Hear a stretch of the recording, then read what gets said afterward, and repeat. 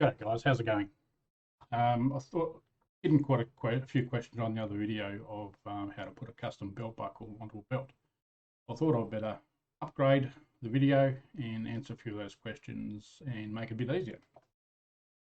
So we've got here the custom belt buckle on a custom belt. Now with the belt buckles, like I was saying earlier, they come with what I call a hoop. So that's your hoop, which basically holds the belt. So your belt goes through the hoop, and the hoop is how you determine what width belt you're going to have. So I'll just get. I've got a soft. Here's what I want. This is what I want. This is what I prepared earlier. So to figure out custom belt width, you measure where a belt would go in between the hoop here. So that there is the width of the belt maximum, because you don't want your belt to scrunch. You don't want your belt scrunching up when it goes through here. And what I mean by that is, I'll give you an example. When you put your belt will go through the hoop, and you want room. You can see here there's room for the belt. It's not actually, the belt isn't being scrunched up or folded in because the belt's too big for the hoop. And that's you can see here there's plenty of room, but not too much room. And your belt, custom belts will come in many styles, i.e. the press button like this one, and this one here is a screw type. So these ones are an easier way to create a belt, custom belt to press stud. And it's just a plain black belt bought from a leather store. Whereas this one is handmade, full custom. As you can see, it's got coloured, all hand stitched, and screw in type studs.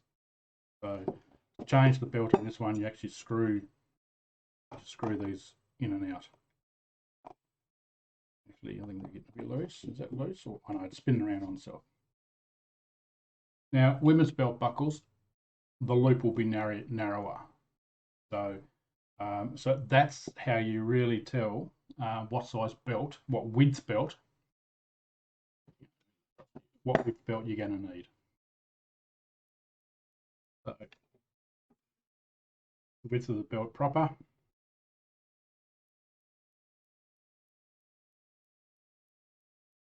Is just under 4 inches. Move it under there a bit more so you can see better. So that's how you determine what width belt. And then it comes to the circumference of the belt. Depends how big you are around the waist. A lot are made with heaps of extra room for more holes. And then if you lose weight around, you just literally, like with this belt, I lost weight, so I had to punch in an extra hole. Gain more weight, the same, punch in an extra hole. So you have a bit of adjustment. With custom buckles, the hoops only last so long because there's a lot of shear pressure on cast buckles. So the pin here will normally break after around about, well, I've had my buckles for, geez, I don't know how long now, coming up on 10 years, and the pin's just starting to bend a little bit out that way.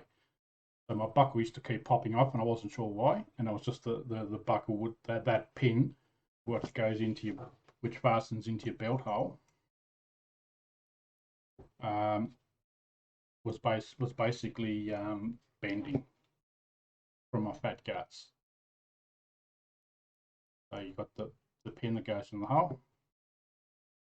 So yeah, that's the main weak point of custom buckles that have been cast like this.